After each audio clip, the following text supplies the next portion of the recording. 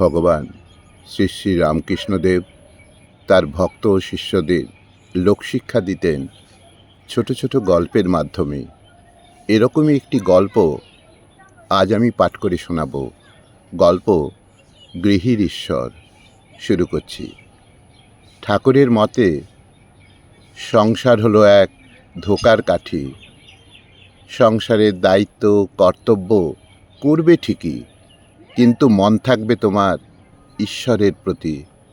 এক গুরু শিষ্যকে বোঝাচ্ছিলেন, একমাত্র ঈশ্বরই তোমার আপনার, আর কেউ নয়। শিষ্য বললেন, আজ্ঞে, মা স্ত্রী এরা কত যত্ন করে, না দেখতে পেলে চোখে অন্ধকার দেখে, কত ভালোবাসে।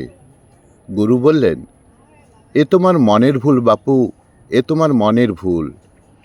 আমি তোমায় দেখিয়ে দিচ্ছি, কেউ তোমার নয়, একমাত্র ঈশ্বরই তোমার আপনার।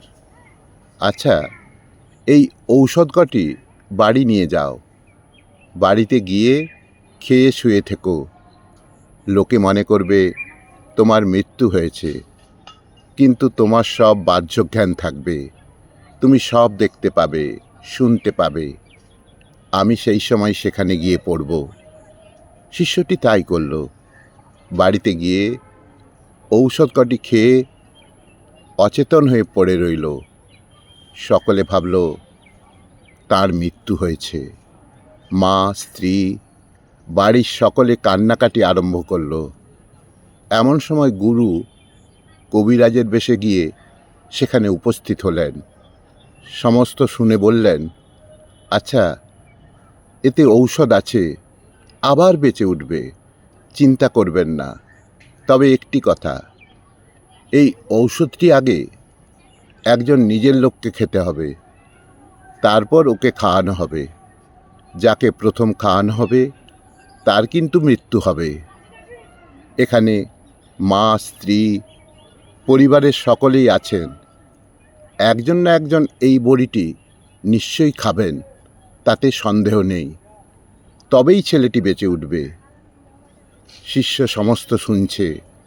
কবিরাজ প্রথমে মাকে ডাকলেন। মা কাতর হয়ে ধুলায় গড়াগড়ি দিয়ে কাঁদলেন। কবিরাজ বললেন, মা, আর কাঁদতে হবে না মা, তুমি এই ঔষধটি খাও, তাহলেই তোমার ছেলে বেঁচে উঠবে। মা ঔষধ হাতে ভাবতে লাগলেন।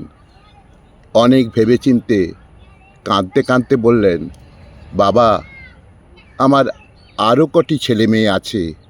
আমি গেলে তাদের কি হবে? তাদেরকে দেখবে। তাদের জন্যই ভাবছি, নিজের জন্য ভাবছি না। এবার স্ত্রীকে ডেকে ঔষধ হাতে দেয়া হলো। তিনিও খুব কাঁদছিলেন। ঔষধ হাতে ভাবতে লাগলেন এবং কবিরাজকে বললেন, ওর তো যা হবার তা হয়েছে। আমার এই ছোট ছোট ছেলে মেয়েদের কে দেখবে? ওদের কি হবে? আমি তাহলে কেমন করে এই ঔষধ খাই বাবা?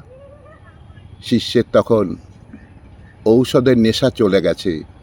সে বুঝল যে কেউ কারুর নয়। ধর্মর করে উঠে গুরুর সঙ্গে চলে গেল।